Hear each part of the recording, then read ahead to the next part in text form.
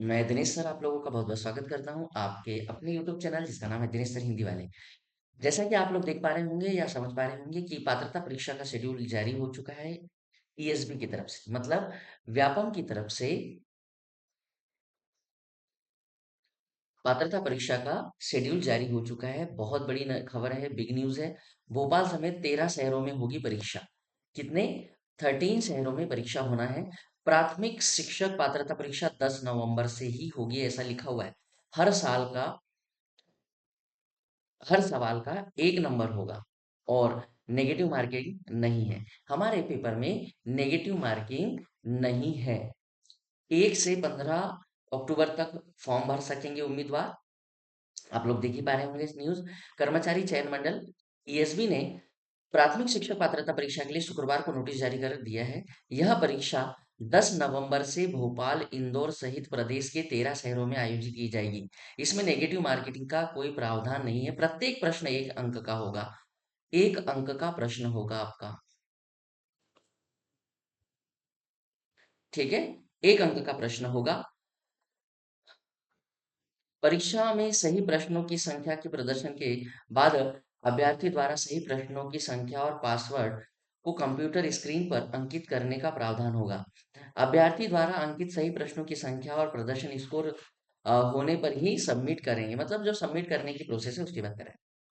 उम्मीदवार 1 से 15 अक्टूबर तक आवेदन कर सकते हैं। परीक्षा 10 नवंबर से 2 पालियों में होगी, 2 शिफ्ट में होगी। 2 पाली में पेपर होंगे, सुबह और दोपहर में। 2 पाली में पेपर होंगे। सुबह की जो शिफ्ट होगी वो 7 बजे से, मतलब 8 बजे से पेपर है और 7 बजे रिपोर्टिंग टाइम होगी। और दोपहर की जो शिफ्ट है वो रहेगी 12:30 बजे से, मतलब 1:30 बजे से पेपर है। शिक्षक पात्रता परीक्षा की वैधता आजीवन रहेगी। वैधता जो है, वैलिडिटी जो है, ये आजीवन रहेगी। शिक्षक पात्रता परीक्षा वर्ष 2020 और इसके बाद आयोजित शिक्षक पात्रता परीक्षा के लिए आजीवन वैधता लागू की है। जो 2020 में जिन लोगों ने परीक्षा पास की है उनको लिए भी ये नियम लागू होता है। अर्थात वर्ष 2020 में आयोजित प्राथमिक परीक्षा शिक्षक पात्रता परीक्षा में हर अभ्यर्थी को पुनः पात्रता परीक्षा में सम्मिलित होने की आवश्यकता नहीं है। जो 2020 में परीक्षा उत्तीर्ण कर चुके हैं शिक्षक पात्रता परीक्षा, उन्हें अभी परीक्षा देने की आवश्यकता नहीं है। शिक्षकों के रिक्त पदों पर नियुक्ति के लिए विभाग द्वारा विज्ञापन जारी होगा। मतलब जो टीचरों की रिक्रूटमेंट है, भर्ती जो है, उसके लिए विभाग अलग से विज्ञापन जारी करेगा।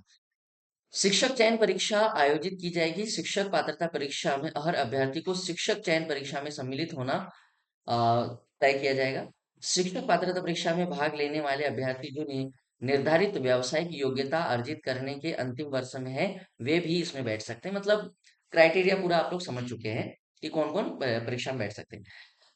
किन 13 शहरों में यह परीक्षा आयोजन होगी वो देख लीजिए। भोपाल, इंदौर, ग्वालियर, बालाघाट, जबलपुर, खंडवा, नीमच, रतलाम, रीवा, सागर, सतना, सीधी, उज्जैन समेत 13 शहरों में होगी। 2.5 घंटे की परीक्षा, 150 अंक का पेपर। 30-30 अंक के बहुविकल्पीय प्रश्न पूछे जाएंगे, है ना, जिसमें कि पहला भाग होगा बाल विकास का, दूसरा होगा भाषा का, तीसरा भाषा 2 होगी जो कि हिंदी और संस्कृत में से कोई हो सकती है, उर्दू में से हो सकती है। गणित होगा, पर्यावरण आधारित चीजें होगी और 150 अंक होंगे। ठीक है? इसके बाद प्राथमिक क्रम में 4 शहरों का चयन होगा।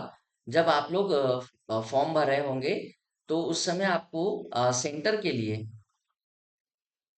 एग्जाम सेंटर के लिए 4 शहरों में से किसी को चुनना होगा। ठीक है? आवेदकों को आवेदन पत्र भरते समय 4 परीक्षा शहरों का प्राथमिकता क्रमवार निर्धारित करनी होगी। ईएसबी द्वारा अभ्यर्थी के प्राथमिकता में अंकित किए गए शहरों में सीटों की उपलब्धता के आधार पर रैंडम परीक्षा सेंटर आवंटित किए जाएंगे। परीक्षा शहरों और परीक्षा केंद्रों की उपलब्धता के अनुरूप परीक्षार्थियों को भी वांछित परीक्षा शहर के स्थान पर अन्य परीक्षा शहर आवंटित किया जा सकता है। अब कोई ये रोना ना कर रोए कि मैंने यहाँ फॉर्म भरा था और मुझे कहीं और मिल गया, इसलिए वो 4 विकल्प दे रहा है।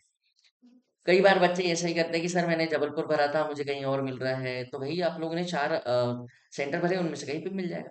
परीक्षा केंद्र परिवर्तन के संबंध में किसी प्रकार के आवेदन मान्य नहीं होंगे।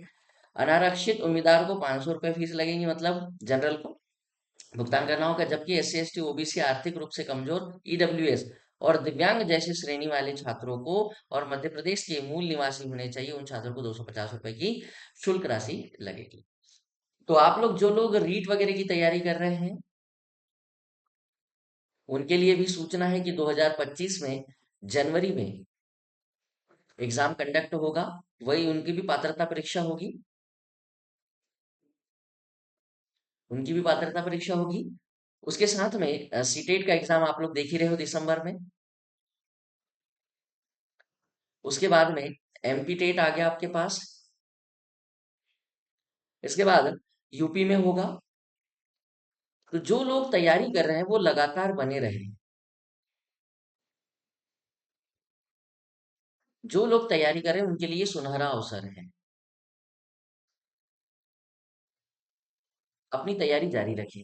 और तैयारी कैसे करना है, तैयारी किस तरह से करना है, उसके लिए आप हमारे यूट्यूब चैनल पर विजिट कर सकते हैं। दिनेश सर हिंदी वाले यूट्यूब चैनल देखिएगा और उसमें आपको मैं हर एक चीज पढ़ा कर दे रहा हूँ निशुल्क। कोई शुल्क नहीं है, किसी प्रकार की कोई आपसे राशि नहीं ली जाएगी। फ्री में पढ़िएगा। हिंदी पूरी कंप्लीट करा कर दे रहा हूँ अभी। कुछ ही दिनों में हो जाएगा। हिंदी जो शिक्षण है वो सभी को काम आना है। इसके बाद में बाल विकास समाप्त करेंगे। धीरे धीरे सारे टॉपिक जो आप लोगों के लिए आवश्यक होते हैं वो सभी करा दूंगा। तो हमेशा जानकारी के लिए बने रहिएगा और चैनल पर हमारे वीडियो देखिएगा। प्ले स्टोर में जाइए, आपको सारी चीजें देखने के लिए मिल जाएगी। व्याकरण के एमसीक्यूज भी मिल जाएंगे। शिक्षण शास्त्र भी मिल जाएगा आप लोगों को। और भी जो अन्य जानकारी चाहिए वहां पर प्ले स्टोर में सारी वीडियोस बनाकर रखे हुए हैं। आप लोग एक एक करके देख सकते हैं या आपको जैसे भी उचित लगे। चलिए आज के लिए इतना ही। जय हिंद जय भारत। अगली सूचना के साथ फिर उपलब्ध होंगे और वीडियो के साथ मिलेंगे फिर पढ़ाते हुए।